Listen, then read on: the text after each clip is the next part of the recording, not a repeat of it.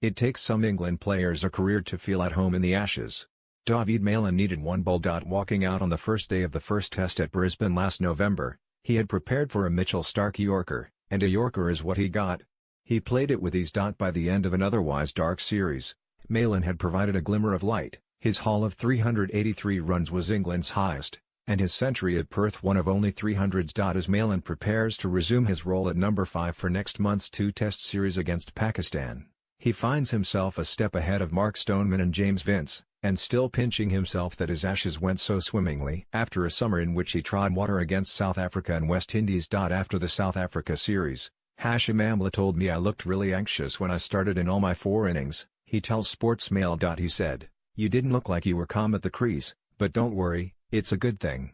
There are not many guys who start their test career really well, and continually do well.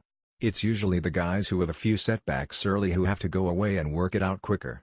I thought that was a good way of looking at it, and since then I've passed 57 times in 17 test innings. If only I could wipe off that series, on paper I'd look a hell of a lot better and feel a lot more secure about where I am in the team. The observation is revealing. Malan, 30, thinks deeply about his game, and wants his stats to reflect the work he has put into a late-blooming international career. After 12 tests, he averages 30.